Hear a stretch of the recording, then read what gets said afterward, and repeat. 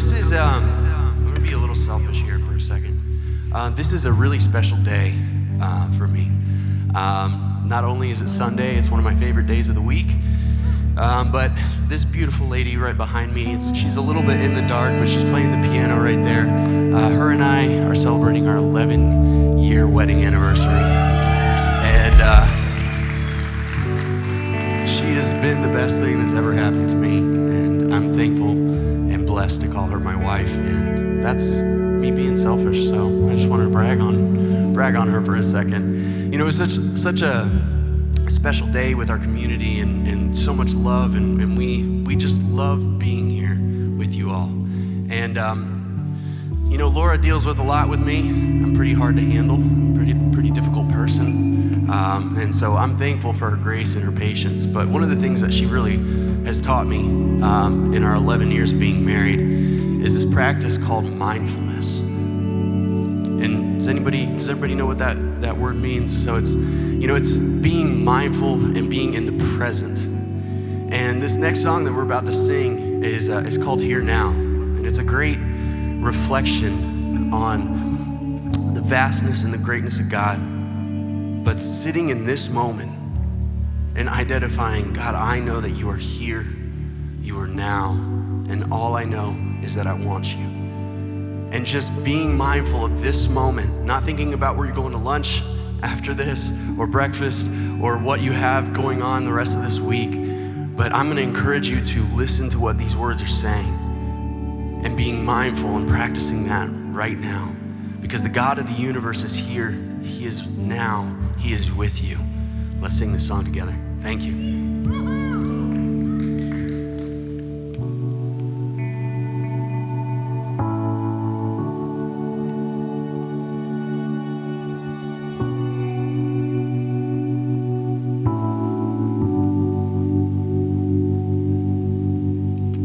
Sky's been there, dance within your breath,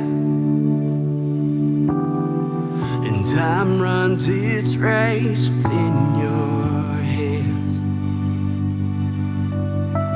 and my mind runs wild to comprehend what no mind on earth could understand.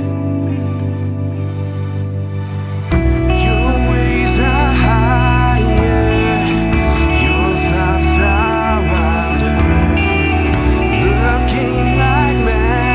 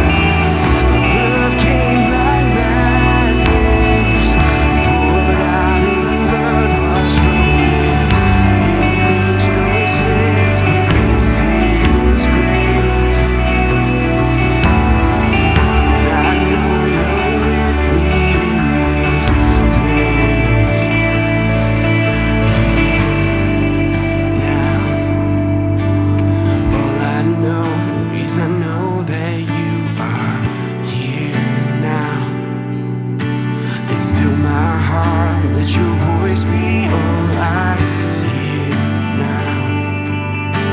Spirit, breathe like a wind, come have your way. Come on, sing this out together this morning. 'Cause I know that you are here now.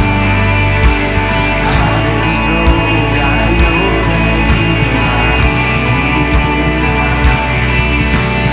Fix my eyes on the things that I can't see now. All I see is the glory of your name. 'Cause I know that you are here now. Still my heart, let your voice be all I hear now. And fix my eyes on the things that I can't see now. And Spirit, breathe like the wind, come have your way. Oh, 'cause I know that you are here now. Still my heart, let your voice be all I hear now. And fix my eyes on the things that I can't see now. Spirit, breathe like the wind, come have your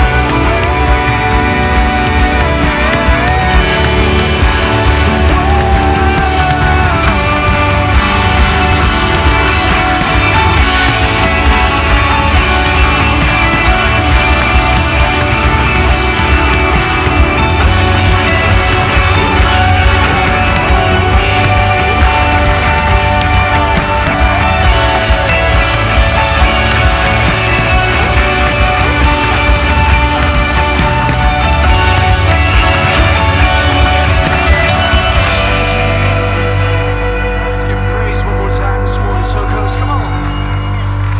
Thank you all so much for singing with us. You may be seated.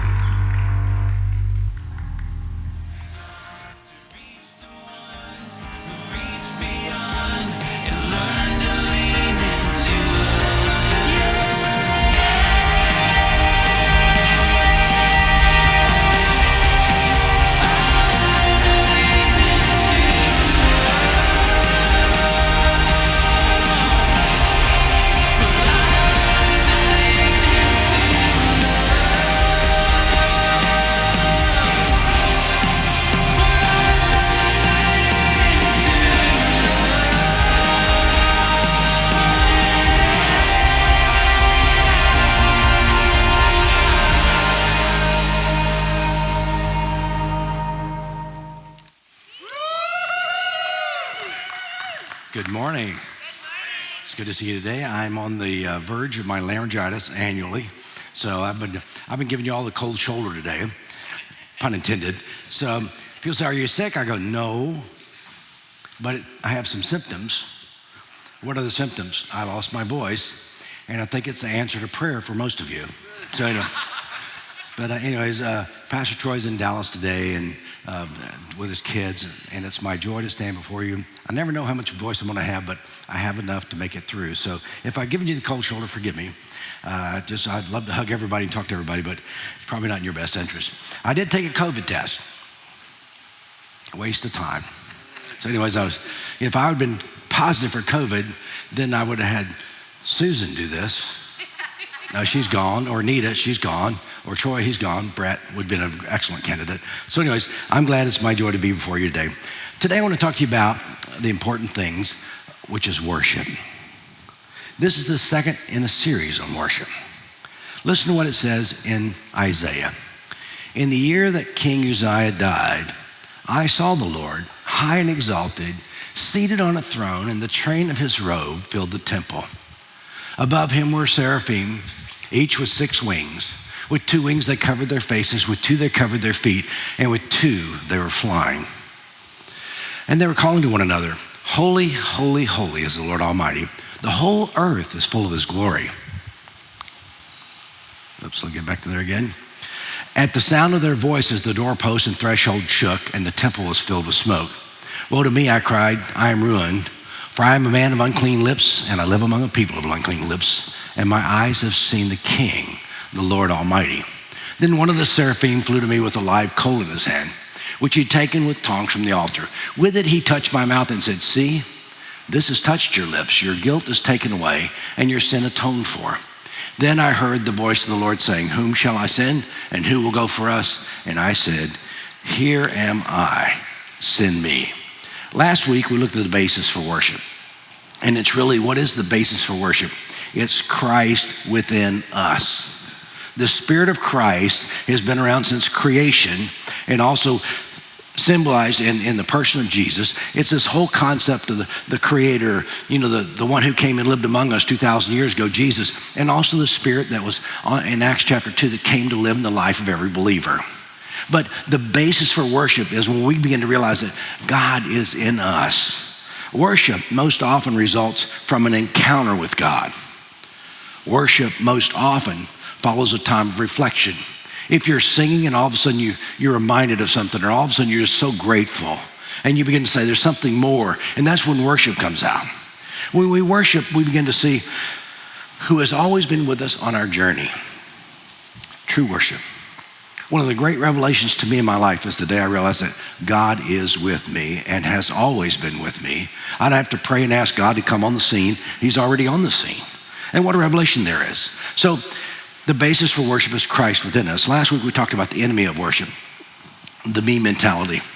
I want everything to be my way. Can I suggest to you that if you want a church exactly the way you want it, you probably have to start your own. And after a while, you'd probably kick yourself out. It's pretty sad, isn't it? So, it doesn't always go. I have the privilege of founding Suncoast. It's been my joy to do this. And why did I do this? Because I couldn't find a place that let me lead and let me honor God with my life. And Suncoast has allowed me to do that.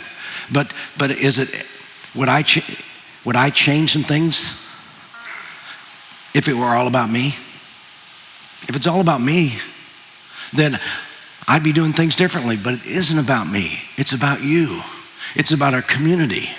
It's not about one person or even one team. It's about all of us together in community trying to find and connect with God. And it's my joy to try to lead you there. I can do that because I've been there. Have you ever had a God encounter? Boy, I get emotional. I've had a few in my life, and they are heart-stopping encounters with God where I begin to realize this is what we're to do. I remember one of the encounters in North Carolina. I was on a 40-day sabbatical. We were a church that was moving around in the schools, and I went away for 40 days. I went by myself for many of those days. I'd come home for a day or two and then go again. I went to every place I'd ever pastored, every place I'd lived, and I began to retrace my steps. And I remember being in the national forest, Nantahala National Forest. And I was sitting there. I'd walked miles back in there. And I remember in this moment, God came to where I was.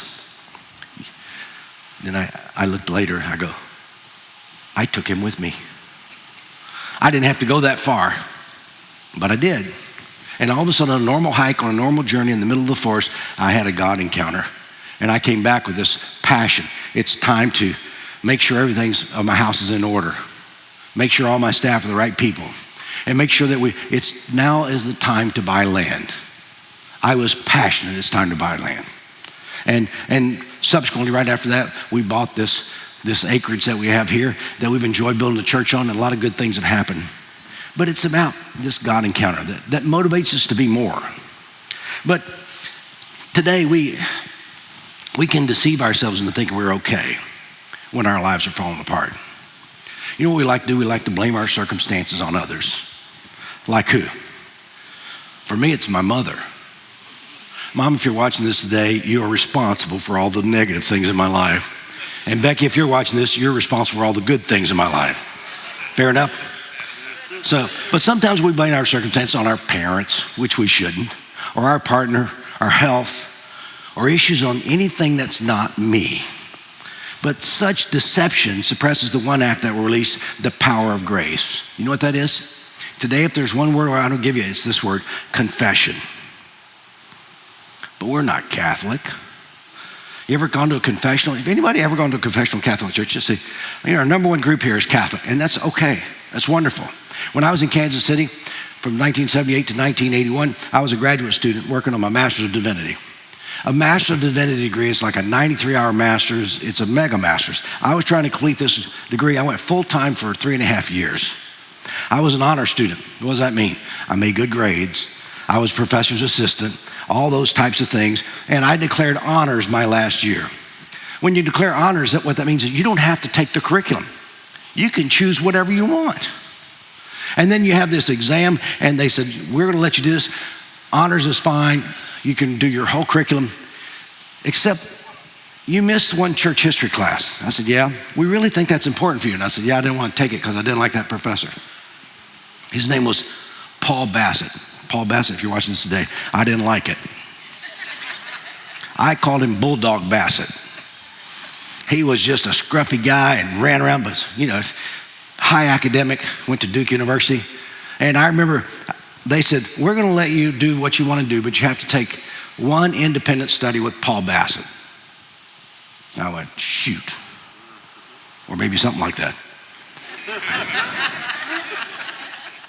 But what he said, I met with him for a whole summer. I read thousands of pages, thousands at his instruction. And then when we came to the end, he said, okay, now I want you to write a paper on the history of confession in this particular denomination, which is Church of the Nazarene at the time. I said, there's nothing that's been written on the concept of confession within this denomination. He said, exactly. And you're going to write, and I began to study the Puritans and the Catholics and the concept of confession. Several months later, I turned in a 40-page paper that changed my life and understanding about God and confession, but it reinforced some things for me.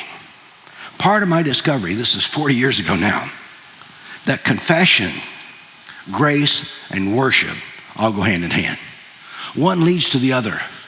Isaiah reinforces this truth. We can learn from this ancient mystic / prophet from about worship if we let him in. Isaiah had a vision.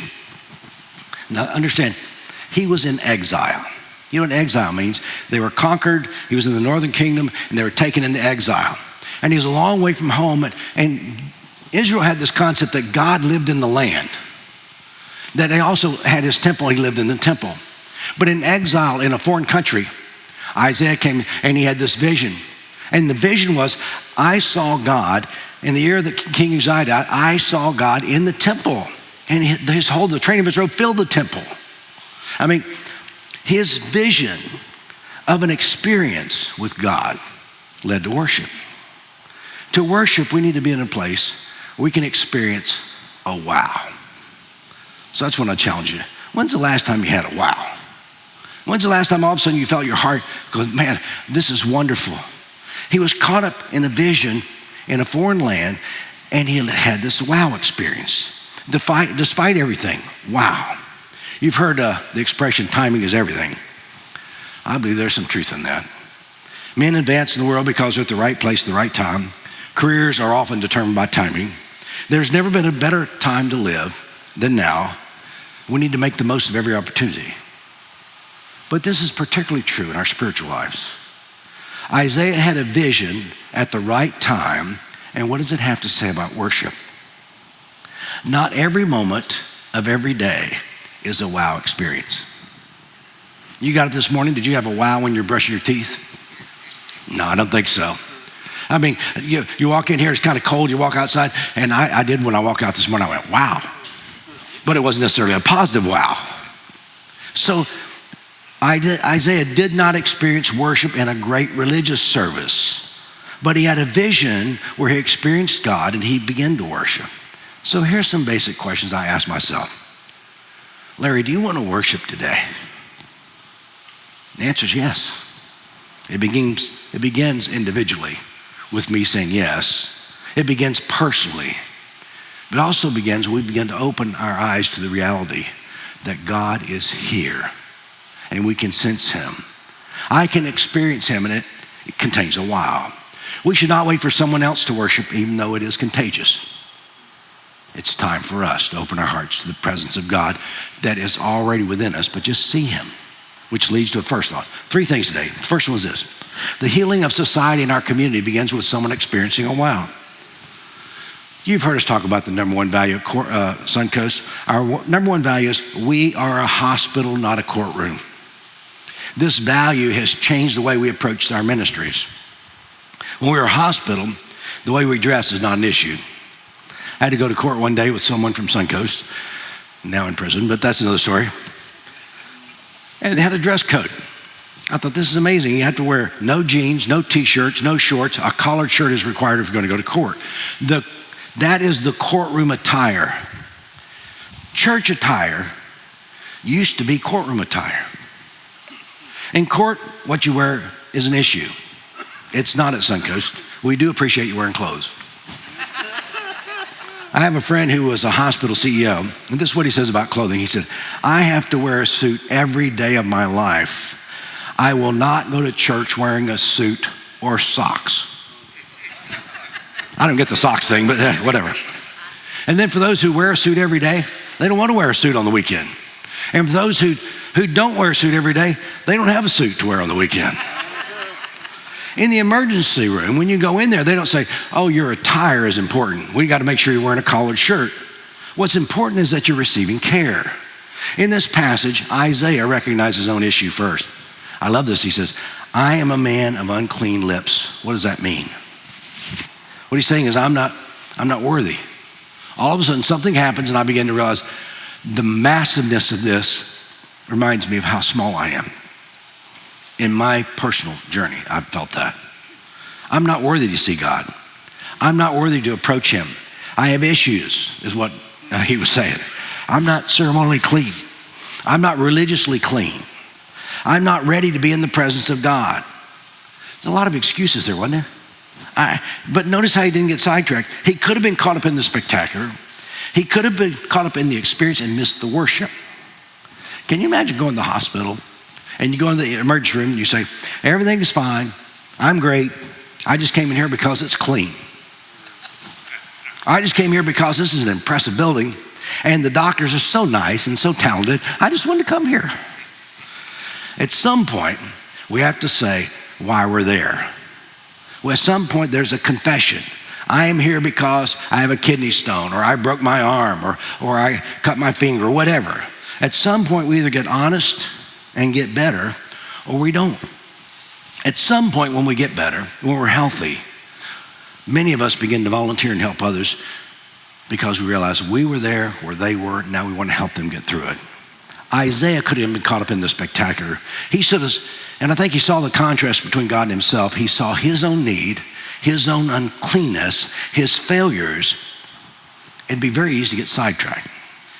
It's frustrating when you see society and you measure society by your own values.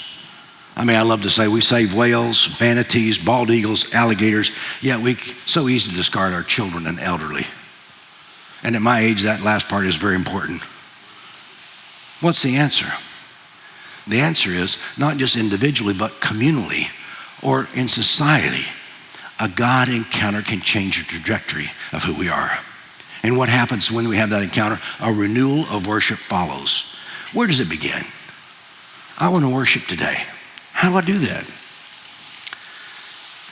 It begins with someone who will venture into the presence of God and confess, I need a fresh touch of God. So where do I have to go to find him if he lives within? I have to go anywhere. I just have to open my life up and say, God, I want to be in your presence and I want you to see me as I am. It begins with me looking at who I am. Let me just pick a few words that you might use for yourself. I don't use these for me. Lazy. Okay, once in a while. Undisciplined. Rude, shallow, angry, stressed, distant, cruel. And that's just Becky. You laugh because you know I'm joking. I better be. And after I said that, I said, I am a person of unclean lips. My language is crude. My food is not healthy. You know, it means I'm less than my best. I'm not reflecting the Spirit of God within me. Then I realize, but I can. Too many times, we want others Too many times we say what we want others to hear, or we hear only what we want to hear. Sometimes what we hear is what other people need. I can't tell you how many times someone has walked out of here, and this is not necessarily bad, interesting. They say, boy, I wish my sister heard that because she needs that. Or I wish my aunt needs that. Or is this recorded? I'm going to send it to them because they really need it. And I always joke about that because they probably do. But so do we. In every teaching, there's something for us. We just have to let the Spirit of Christ that's in us begin to say, yep, that's for you. There's some area of your life where that works. Wow, my parents. No, how about me? Jesus said in Luke 6, why do you look at a speck in others' eyes when you have a 2x4 in your own? Isaiah has a message for us, and it's this: the healing of society and communities begins with individuals, those who would see their own need. And we see our own need when we come clean with God and say, God, I got it. I'm a man of unclean lips. My social group's just as bad as I am. But my eyes have seen the one that changes everything. Not long ago, I asked a church leader, I said, how are you doing spiritually? How's it going? They seemed shocked that I would ask. Just recently, a friend asked me if they could pray for me. It took me a minute to think about anything I need to pray about. He said, well, let me just start here. I am a man of unclean lips, and I live among you. A church reflects its leadership, and that's who we are. Every one of us could do, I think it would help us to practice a little confession. Sometimes we confess to another person. Sometimes we confess to God. This week, maybe I try this prayer of confession. Ready? Try this one. I confess my frustration today. Fill me with you, oh God.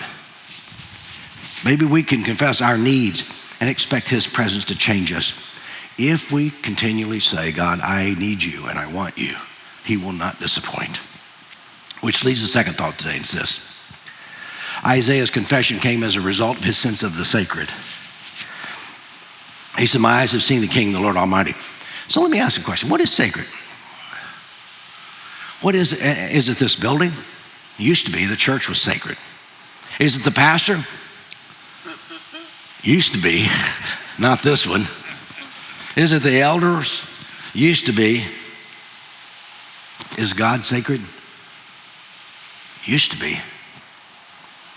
In the 19th century, science became very popular. People began to doubt and analyze everything. They want to say, how does this work? How does this work? There's nothing wrong with science, folks. But somehow, we began to possess this mentality that nothing is sacred. We've analyzed, scrutinized, we've doubted until nothing is sacred. Science seeks to answer the question, how? Religion seeks to answer the question of why. Why are we here? Too often we miss worship because we're so busy analyzing. We miss the wow, we miss the sacred. Let me tell you a sacred moment. Have you ever been to Siesta Beach and seen a sunset? If you have, raise your hand. You ever been there? If you haven't been there, you've been somewhere. And you've been out there on the beach. Do you know what the green flash is? Oh, how many seen the green flash? Oh yeah. I've been out there at Siesta Beach, and you know what really is a disadvantage for me is I'm green blind. Red, but don't feel bad, I'm red green blind. And I see very little. So for me to be out there looking for the green flash, I've seen it many times. Never. But I've been so busy looking at the green flash, and then I also get out there and say, how long does it take once the sun touches the horizon? Does it take for it to disappear? About 3, it doesn't take long at all. It's like less than 3 minutes. It just goes down, it goes down fast. And I'm out there looking for the green flash, or I got my timer to see how fast the sun goes. And you know what? I miss the grandeur of what could be a worship experience. I've heard people say, oh, church, I can worship in nature. And I go, you bet you can. I don't deny that at all. I think you should. Some people say, oh, I worship on the golf course, then go for it. Some worship at the beach, some in the mountains. Some people worship in their home, and that's okay. But I think it's not that you have to find one specific place. You just need to find a heart that's open to all the components of worship. In this moment, Siesta Beach, the sun comes down. Instead of looking at for the green flash or timing it, all of a sudden we just experience wow. Now I want you to notice, Isaiah didn't confess his brother's need. He didn't confess his friend's need. He confessed his need. So what do we need to confess today? Let me just give a list of things that I could work on. Not just actions I need to confess, but attitudes. Sometimes my actions are fine, but my attitudes are out of whack. How about this? Favoritism. I'm not prejudiced, I just favor others. Well, what about that? Or laziness, slowness to learn, too easily distracted, impatient, loss of sensitivity, anger, envy, control issues, denial issues. I deny that I'm a control freak. Lack of spiritual hunger, ignoring the Spirit of God within. See, I grew up with sin. I grew up enamored with sin in the traditional church. Sin was the thing we had to get rid of. It was a personal barrier between God and me, and God could not live in me as long as sin was there. Sin was the evil within. I had to get rid of the sin. Now, I prefer the word false over sin. Let me tell you why. Sin means missing the mark, but it's been interpreted so many other meanings have been laid upon it. It has so much sacrificial understanding, and there has to be some blood spilled. There has to be some atoning sacrifice to get rid of all the sin. I say faults. You know you have faults? Yeah, you do. What are they? It's when you're less than your best. When you live a little bit less. Maybe you're insensitive one day or you say what you shouldn't say. And all of a sudden, when I begin to realize faults, but listen carefully, Jesus taught there's nothing that cannot be forgiven. Even my faults. Well, I'll always have faults, yes. But the days that I've lived less than my best, God is there to love me despite that, which leads to the last thought today. And it's this. There are some things that naturally block the flow of confession and forgiveness. What are those things? Both have to do with stubbornness. Let me tell you the thing that blocks confession and forgiveness. My mother uses this expression, hard-headedness. Oh, he's so hard-headed. I look around here, I see you. You hard-headed people. How do you know that? Because I'm a man of hard head and I live among a people of hard head. That's how I know that. But what is the hard-headedness? It's this unwillingness to forgive my neighbor or a family member or someone close to me. It's this unwillingness to forgive. And the second is the unwillingness to admit my shortcomings. What is it that blocks the flow of confession and forgiveness? Most often, it's my attitude and my unwillingness. Today, if we could take a moment to remind ourselves that we're not perfect, and you know that our senses may be reading something wrong. You know when I've been the most wrong in my life was when I thought I was right. Maybe you're traveling, you get lost. Obviously, I know this is the right direction. I'm a guy that has a keen sense of direction. I know which way is north, south, and I'm a person that rarely gets lost. But when I get lost, I get really lost. Why? Because I think I have this keen sense of direction. And I think I said it this way, but I listened to it later and it didn't come across that way. It came across just the opposite. I may not admit it. That's what my mouth said, but what my heart meant was, I just love you. My mouth said, why didn't you take out the garbage? My heart says so many other things that my mouth does not say. What is it that blocks the flow of confession and forgiveness? My attitude, my unwillingness. Today, let's remind ourselves, don't be so rigid. Don't be too rude. Maybe confession is just what we need. Recently, I got caught up where I experienced the presence of God. It was about a year ago. And I came out of it with a wow. I want you to know that what I believe strongly is that God loves you and lives within you. I confess today, you know what I need? I confess I need more grace. I confess that I want more of the grace and love of God to flow through me to the world. I confess that there's a better version of me that I want to strive to be. And I confess that when I am one with God, I'm better. When we begin to confess, forgiveness follows and cleanses us from guilt, frustration. It repairs relationships. When we confess, we access the flow of life that enables us to be more. When we confess, we're on the journey to worship. Can I pray for you? Father, thank you for these insights today. My prayer for my community is they take a deep breath and say, I've seen, wow, what God has done. And I'm a person of unclean lips. I confess I could be a better part of this whole body of Christ. But Father, today, live in us as only you can. Release us to be the best of who we are. We pray in Christ's name. Amen. Would you stand, please? Let me tell you a story in closing. You know, there used to be this expression in the church that I loved, maybe not so much. Your sin will find you out. You know what that means? You're going to get caught. It means that hidden flaws, hidden sin, hidden things often surface. About 10 years ago, Colin, who's now 16, was riding with his grandmother, my wife, Becky, and something happened. And my then 6-year-old grandson confessed, hey, Pop, I want to tell you something. We're just riding by ourselves. I said, what? He said, Grandma almost hit a car in the neighborhood this week. I said, really? He said, yep, in the neighborhood. He said, she was so upset she had just had to pull over and wait for a few minutes. I said, Colin, thanks for telling me about Grandma. The truth is, she'd already told me. You know, but there's always someone who will tell on you. But they don't need to tell on me to God. He already knows. And I confess the need of his love in my life. And he loves you. I just need to remind you of that. God bless. Thanks for coming today.